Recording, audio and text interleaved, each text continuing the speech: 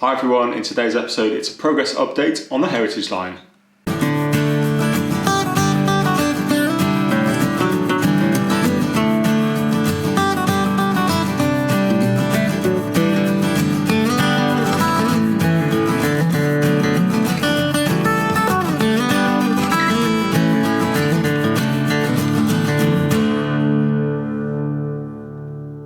Welcome everyone to Donnington Castle Model Railway. I'm Martin. It's great to have you here. Today's episode is going to be focused on the progress I've been making on the Heritage Line. Now, the club show is out of the way and all the excitement that went with it. That means I've been able to turn my attention back to Donnington Castle and I've been making some good progress. Now, that progress has been made on both the Heritage Line and on the Southern Region Main Line. I need to keep working on that Southern Line because I need to get that baseboard in place so I can start laying the track for the main lines. So that's kind of going on in the background.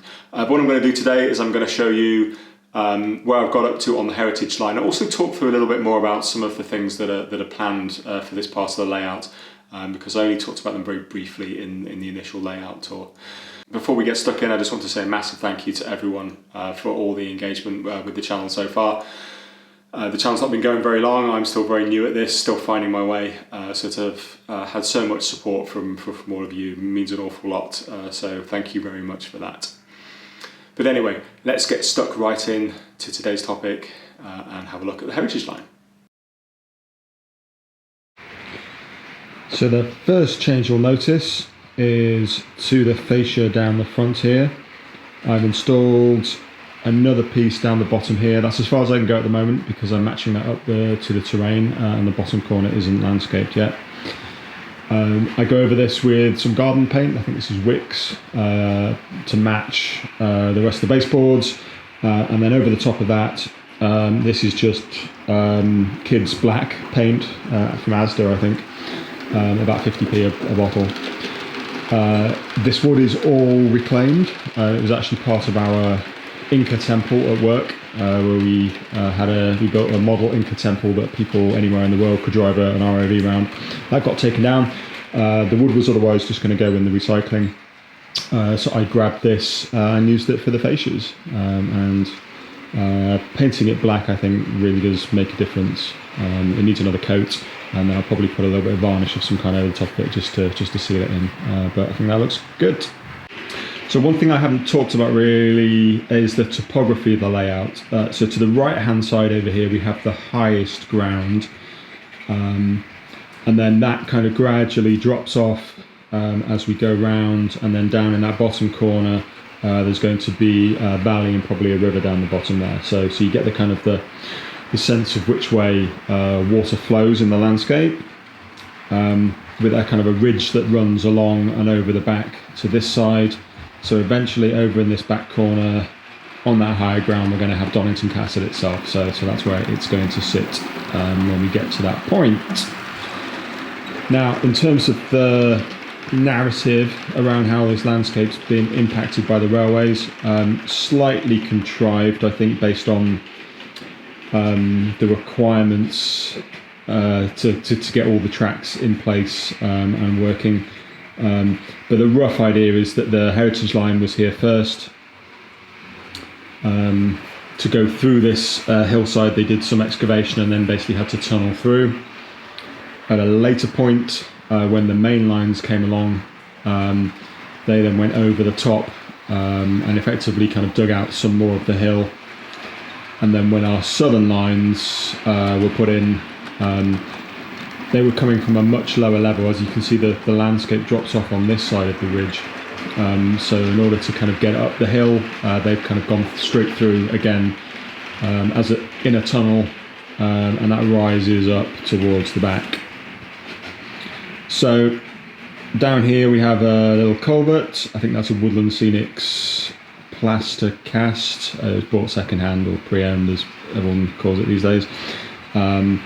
I'll talk a little bit, maybe a bit more about that and how the kind of the little culvert and things were built in another episode. In terms of this area, you'll see some fencing. All of that is laser cut. Those fence posts are both the wired variety and the rail, the kind of the rail variety.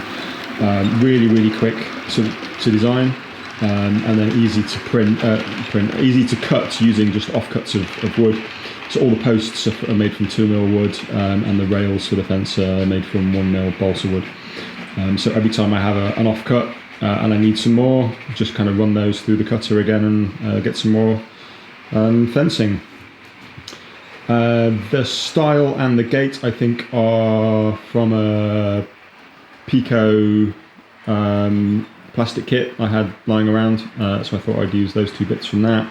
And then you can see where the fence line is going to run along the top here, and I'll continue that as I paint some more fence posts up. So the storyline really around here is that you've got a gate leading onto the railway here, and then a path that runs up all the way down and down to some relay boxes on the southern main line. So that's really the idea, that anyone needs to get access to those relay boxes, then they have to kind of park their van outside the gate and walk down. But we'll touch on that a little bit more when we come back to the southern main line. You can see here some foot crossings I've put in. These again are laser cut, really quick and easy to design, and then the idea being that if someone wants to kind of work their way across the track, then they've got those. Our retaining walls at the back are going to continue all the way around here, so I'm taking that one at a time, measuring it up, doing a slight tweak on the design, cutting that, and then following exactly the same technique that you saw on video number 4. I'm just going to keep working my way along there, certainly for all of this bit, just kind of taking measurements as I go, and then cutting and painting and assembling. So you'll notice that some of the track isn't fully ballasted. That's because I'm going to be putting some point rodding in. That point rodding is going to lead to a signal box in this area. I've got a plastic kit for that. I think it's a Wills kit. I can't remember. I will show you that when I get a bit further with it. That's going to go in there, with the idea being that it's going to be in a good place to be able to see everything that's controlled by it, which is going to be a signal down here, these points, the points leading into the platform, the points down the bottom end by the engine shed, and then another few signals in this area. All of the other points are going to be controlled by ground frames. So my understanding, and again please correct me if I'm wrong here, that when you have a ground frame there won't be a shunt signal with them, so we shouldn't need any shunt signals here. Possibly with the, actually I tell a lie, we're going to need a shunt signal probably on the exit from the engine shed, as that point there is controlled by the signal box, so I will need to get one of those. But in terms of ground frame controlled points, I don't believe we need ground signals. I think you need clearance from the signaller to do that. But again, if I've got that wrong, please let me know. There isn't a whole lot of room down in this yard for scenics, so we're going to have to be very selective in terms of what we use. The platform there is going to be a representation of Speen Station, or Speen Halt. I think it was station, which is the closest station, or was the closest station to Donnington Castle, and that was on the Lambourn Valley line. But I'm going to do a whole episode on creating the platform there, because this is just really a mock-up at the moment. I made this out of 18mm MDF. I'm not happy with it, so I'm going to actually laser cut a new one, and there'll be a whole video going through that entire process. That'll be coming up soon. The engine shed you can see is from Cut Creative. That was bought before I got the laser cutter, and I think it's always good to like, where there are really good kits out there, to make use of them. It would have taken me a long time to design that. I'm still kind of very much learning my way with laser cutting, but actually building that kit has given me some good insights into how to actually create things like that, so hopefully that will be for the future. The reason why it's not finished is because I needed to get it into a state whereby I could finish laying the track, and that meant I needed to see what its footprint was, so I could then build the hard standing. So you give me 1 second, I will whip that off and you can see what lies underneath. So the hard standing for the Loco Shed, this is laser cut 2mm MDF. not MDF, basswood actually, just stacked up on top of each other. So there was another piece underneath this top piece here. That was all measured up when the track was put in place, and then cut exactly to size, laid in on top of each other, and then this is tiling grout on the top of it. In between the rails you can see inspection pits, or just about make out some inspection pits. Those were 3D printed. I can't remember whether that came off Thingiverse or whether that was something I put together. I suspect it was something off Thingiverse that I then kind of messed around with in order to get what I need. It was basically some steps down at either end. Those print out quite easily with supports on something like an Ender 3 or kind of any common FDM 3D printer, so nice and easy to do them. And then we have some ash pits here, which again haven't been finished, but again they're the same principle. Very simple shape, made on Tinkercad, which I'll show you in a future video. Printed out and then put underneath. So a hole cut in the baseboard and then kind of put underneath before the track gets laid on top. Now, using tiling grout on the hard standing has actually created quite a nice finish. It looks kind of nice and uneven. To finish it off, I actually saw a technique on Pride Parkway, and I'll link the video up in the corner for you to see. And it's basically, we've got once the tiling grout has been put down, score some lines in it to make them look like the kind of the joins of almost like the concrete slabs that have been put down. Use a pencil just to go over those, just to add some definition to them. And then I don't know if it's coming through on camera, but there are tiny little cracks and then spidering out from some of those joints using a very fine rollerball pen.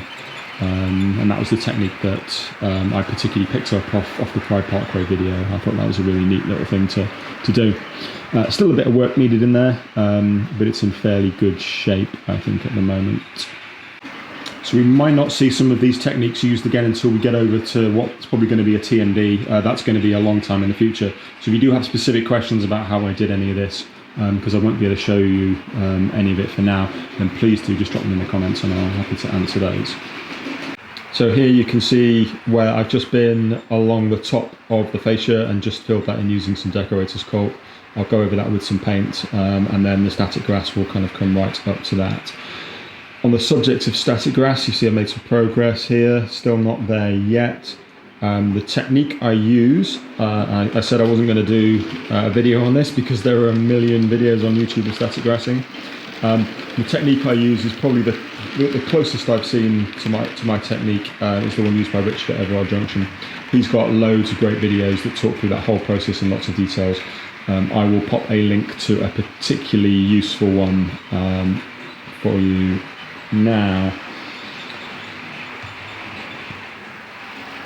In terms of the grass, I've put down a 4mm layer, then onto PVA. I then come back and add some 2mm in the places where it needs to be shorter, and then some 6mm in places where it needs to be a bit longer. I will use layering spray in some parts, but mostly it's just using PVA. I use a blend of different mixes. There's probably 3 or 4 different bags here, and what I do is I just mix them up in random quantities each time as I go along. That way I seem to end up with a kind of very nice effect of the kind of the grass tones not being the same all the way down. In areas where there's like to be more sun, then I try and add more straw-like colours, and in areas where it's going to be much lusher, I'll kind of go with more greens. Hopefully you can see what that looks like. As I say, that's not finished yet, there's still some work needed on that. And then in this area I've started adding now some bushes and shrubs. Most of this is woodland scenics, although there are some scale model scenery, brambles and thistles mixed in there. This is just really a combination of underbrush, bushes with a bit of coarse turf and a bit of fine turf, just to kind of tie things together. This isn't finished. We've also got some all game terrain, I think they are, brambles down at the end. there, and I'm going to add a few more of those as if there's kind of a bit of a wild end to the siding there. That siding will have a DCC Concepts buffer stop, one with a light goes in there. I picked up a load of those pre-owned at a very good price. You can see one already installed at the end of the head shunt down here.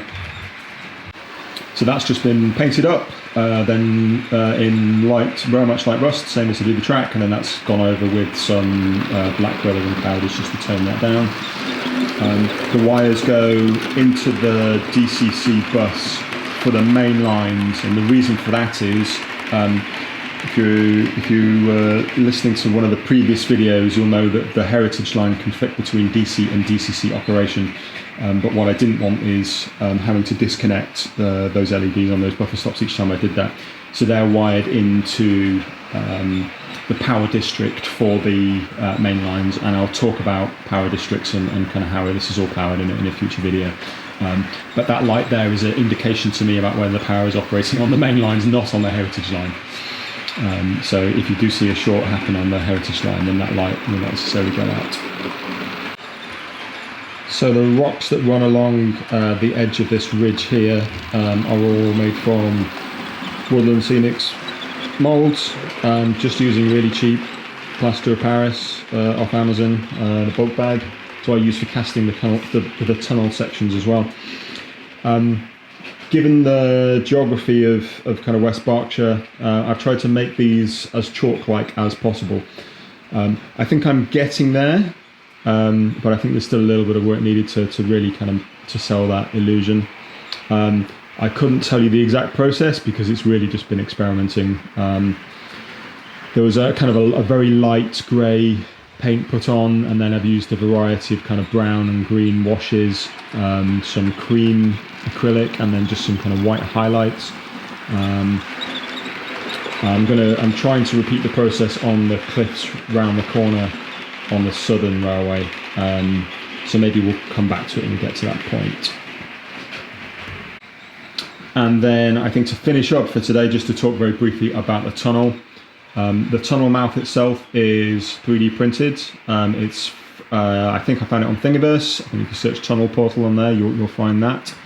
I did a couple of alterations to it just to kind of fit into this space because it was a much bigger thing. Then the retaining wall is actually cut off the Pico tunnel mouth that I'm going to use on the southern main line, because I don't have room for the kind of the wings on that bit. So that's just been attached on there. Kind of looks okay.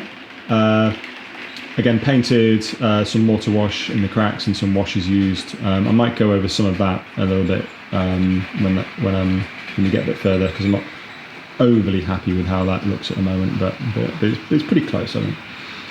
And then the tunnel itself is made from the Woodland Scenics tunnel side cast, so they're all plaster of Paris, all cast from plaster of Paris, and then painted.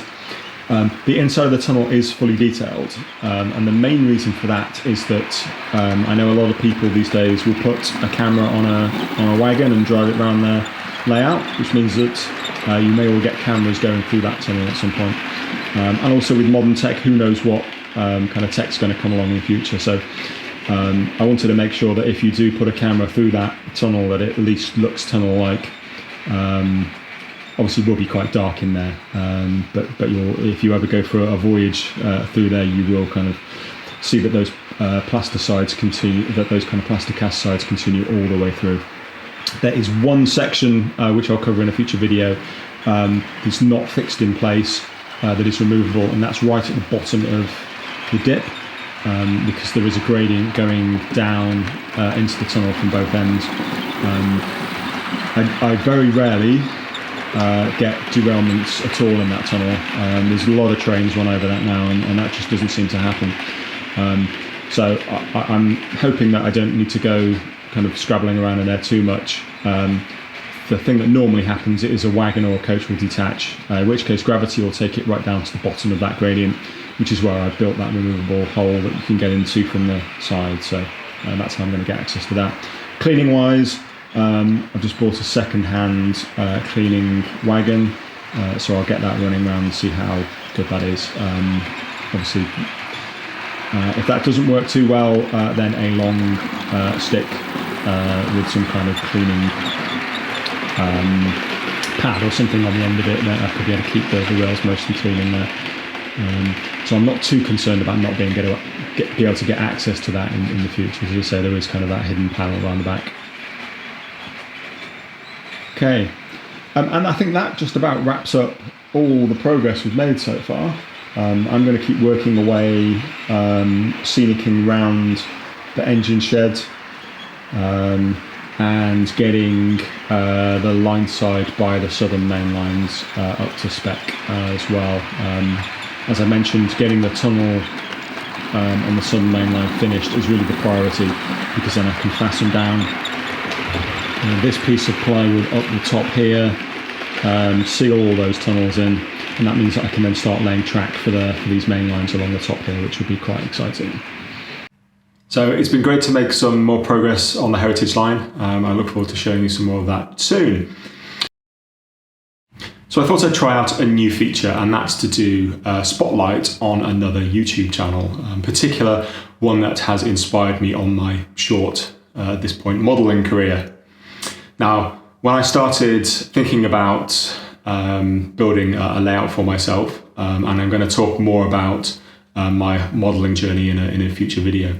Now, when I first started searching for videos about starting a new model railway, one of the first things that popped up was the channel by That Model Railway Guy, and there's a link to his channel right up there.